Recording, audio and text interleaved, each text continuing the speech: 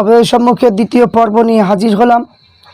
যে দ্বিতীয় পর্বতে আহলে হাদিসদের গুরু, যার নাম ছিল যে দাউদ বিন আলী, সে কতটা প্রতারণা করেছে সেই সমস্ত গুরুদের কিতাব থেকে এখনকার বর্তমান সময়ে বাংলা শিক্ষিত এবং কি যে জাহিরি ইলম শিক্ষা করা কিছু আহলে হাদিস জাহান্নামী ফেরকার আলেমরা তাদের বক্তব্য, তাদের গুরুর কি বই থেকে তারা দলিল দেয়, আর তারাই বলে মাযহাব মানা যাবে না, যে ইমাম মানা যাবে না। অথচ তারা যে ইমাম মানছে সেই ইমাম মানা কোন হাদিস কোরআনে আছে কি তাদের দলিল পেশ করার কথা। সাধারণ লোককে বলবো যে তাদেরকে বলুন যে আপনারা যে আপনাদের যে সমস্ত গুরুদের কথা অনুযায়ী আপনারা মানুষকে বিভ্রান্ত করছেন, তো আপনাদের কোন কিতাবে আপনাদের ওই সমস্ত ইমাম মানার কথা জায়েজ আছে আপনারা পেশ করুন। এরকম প্রশ্ন করতে হবে, তাহলে ওরা ঠিক টাইট হয়ে যাবে। তাহলে এখানে দ্বিতীয় যে পর্ব বলেছিলাম যে দাউদের সম্পর্কে ইমাম জাহাবি কি যে তাজকিরাতুল হুফাজ কিতাবের মধ্যে বলেছে যে ইমাম আহমদ দাউদকে বেদাতি বলেছে, কি যে দাউদ হলো বেদাতি। ইমাম নবাবী তাহজিবুল আসমা কিতাবের মধ্যে বলেছে যে কি ইজতিহাদ বা ইমামদের পদ লাভ করতে পারে না, তাহাদেরকে কাজীর পদ গ্রহণ করা জায়েজ নয়। ইমাম বাইহাকি কুতুবুল আসমা ওয়াসফাত কিতাবের মধ্যে লিখেছে যে এখানে তিনি বলেছেন যে কোরআন শরীফকে সৃষ্টি পদার্থ সেই ব্যক্তি কাফের হবে। যে কোরআন শরীফকে সৃষ্টি পদার্থ বলবে সেই ব্যক্তি কাফের, ইমাম বাইহাকি বলেছে।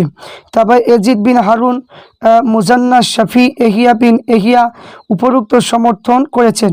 ফকি মোহাম্মদ বিন হাসান বলেছেন যে ব্যক্তি কোরআন শরীফকে সৃষ্টি পদার্থ বলে তুমি তার কি পিছনে নামাজ পড়ো না।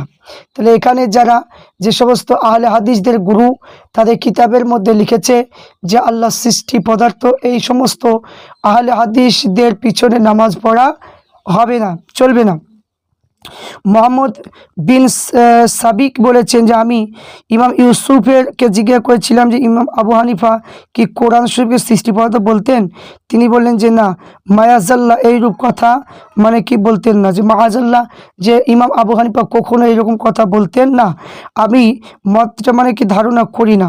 তবে আর একটা কথা হলো যে তিনি যে এখানে জাহামিয়া মত ধারণ করতেন, যে এখানে যে আহলে হাদিসরা তারা জাহামিয়া মত ধারণ করেছে, তিনি বললেন যে নাউজবিল্লাহ মিন জালিক, যে কথা হতে পারে না, আমি ওই মত ধারণা করি না।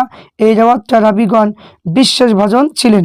তো ইমাম আবু ইউসুফ বলেছে আমি পূর্ণ 1 বছর কোরআন শরীফ সৃষ্টি পদার্থ কিনা এই সম্বন্ধে ইমাম আবু হানিফা সেই সমালোচনা করেছিলাম, তার আমার রায় স্বীকৃতি হয়েছে। সেই যে ব্যক্তি বলে যে কোরআন সৃষ্টি পদার্থ সেই ব্যক্তি কাফের হবে, ইমাম বাইহাকি বলে, এবং রেওয়াতটা রাবিগণ সমস্ত বিশ্বাসভাজন।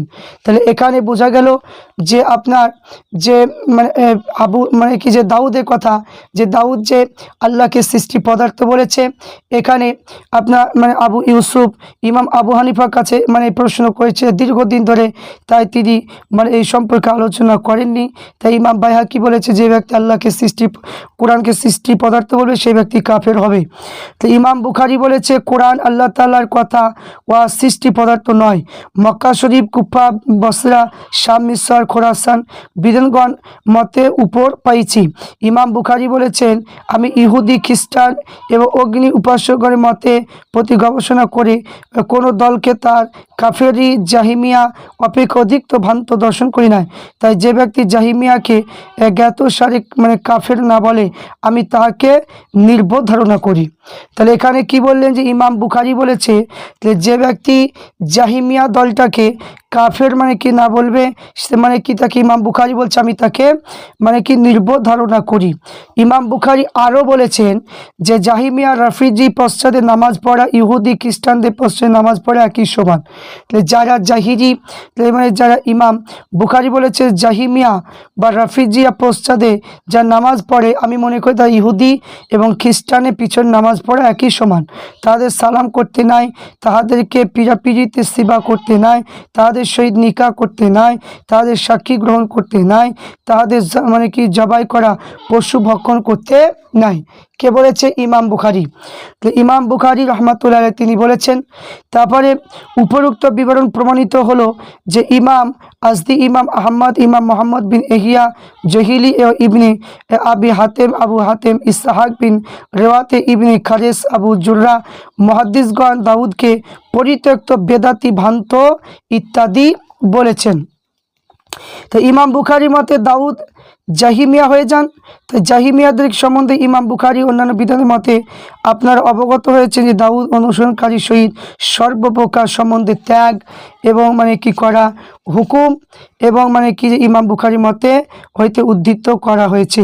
তাবাকাতে কুবরা 246 পৃষ্ঠা লিখেছে কিয়াস অমান্যকারী কতগুলো মশলা আছে, যে মশলাগুলোর জন্য ইজমার মানে কোনো ক্ষতি হতে পারে না।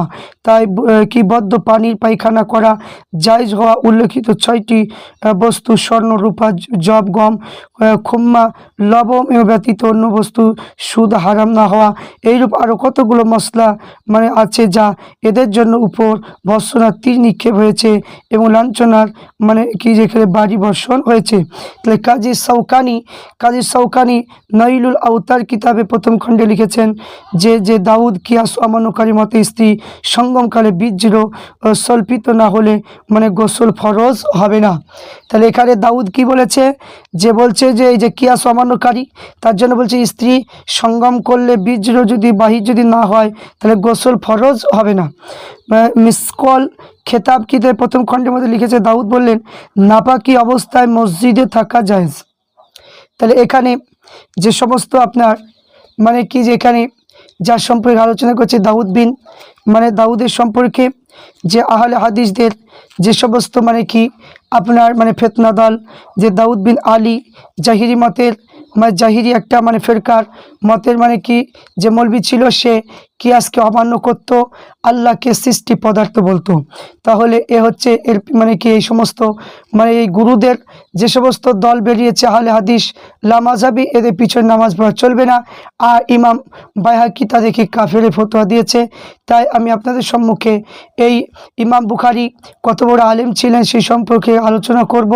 মানে কি আমাদের সুন্নি জামাতের যে সমস্ত আকাবির দেখে মানি এবং যে সমস্ত অলি দেখে মানি তারা কত বড় আলেম ছিল, তারা জাহিরিবাদ ইলম শিক্ষা করেছে কিনা, তা পীর হাতে বায়াত হয়েছে কিনা, এবং কতগুলো হাদিস তাদের মুখস্থ ছিল, এই সম্পর্কে ইনশাল্লাহ আলোচনা করব পরপর। আগে এবার অভিজ্ঞতা দেখা হবে যে এখনকার যে সমস্ত আলেম আছে এরা বেশি শিক্ষিত না এরপরে যে সমস্ত আলেমরা আছে তারা মানে বেশি শিক্ষিত ছিল। তাহলে এই আবু দাউদ মানে কি যে এখানে দাউদ বিন আলী এর মানে তৃতীয় পর্ব আলোচনা করব। সে মসলা মাসাইলকে কি প্রতারণা করেছে, কিয়াস অমান্য করে কি প্রতারণা করে সেই সম্পর্কে আলোচনা তৃতীয় পর্বে ইনশাল্লাহ দেখতে পাবেন।